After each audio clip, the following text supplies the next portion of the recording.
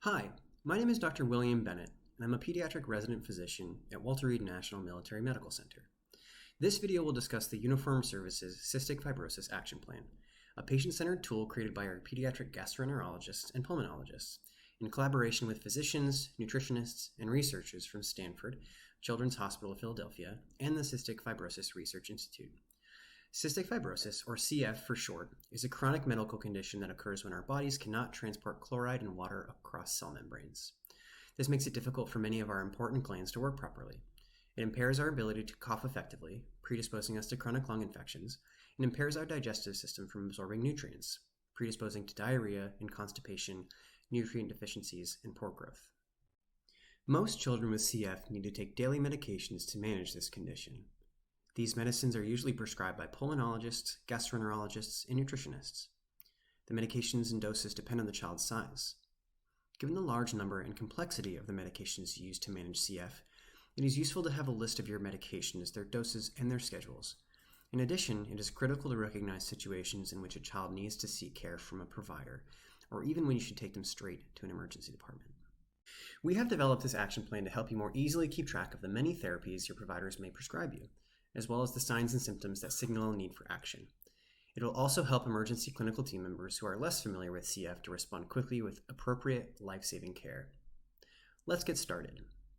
At the top of the plan, you will notice your child's name, the name of the clinical team member who completed the plan, as well as your child's birthday, the date of the most recent visit, and the recommended caloric intake per day based on your child's sex, height, weight, BMI, and activity level. The CF action plan is divided into 3 different zones: prevention, breakthrough, and uncontrolled. You will see them delineated by the colors green, yellow, and red. There is a reverse page with useful information and resources for you. At the top, you'll find the green zone. This summarizes the recommended medications for a typical day when your child is feeling well. As you can see, the pictures match with the words and depict a child who should generally be feeling well. Your provider will customize the list of medications depending on your specific needs.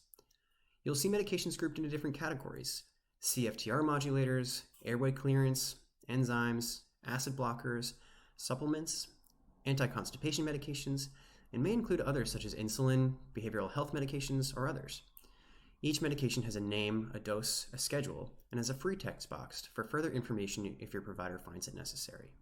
You'll notice on the left-hand side which symptoms tell you it is time to move to the yellow zone, and that it is time to give increased doses of your baseline medications. On the right-hand side of the yellow zone, your provider will fill out instructions of what medications to take and when.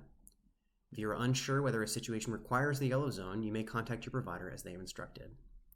For example, you may notice that your child is less active, has more cough, trouble breathing, and thicker yellow spit.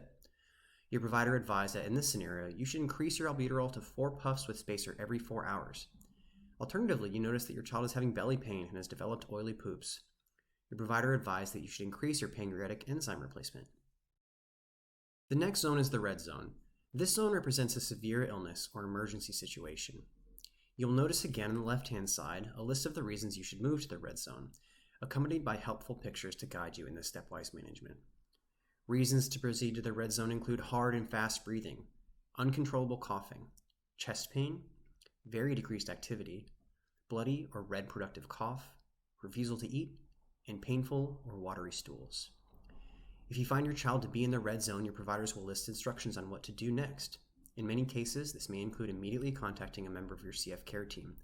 In other cases, their instructions may be to urgently call 911 and present yourselves to an emergency department. The red section at the bottom of the plan gives important contact information for emergency providers who may wish to make contact with your CF treatment team.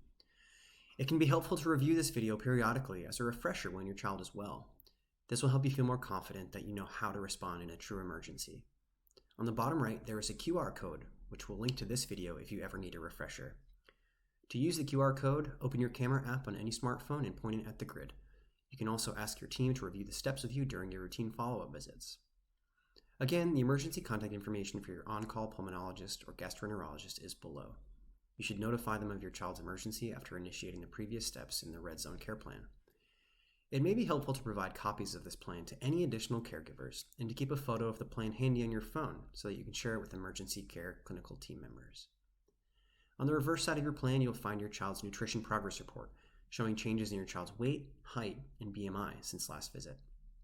Below this, you will find QR codes with information about CF's effect on the pancreas and how pancreatic replacement enzymes should be dosed.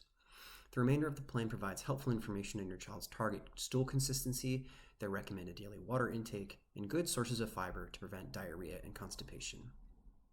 We hope that this video allows you to feel more comfortable with how to utilize this action plan. We hope you will find it to be a helpful aid in caring for your child. Please contact your child's doctor if you have any questions regarding information on this form. Thank you for watching.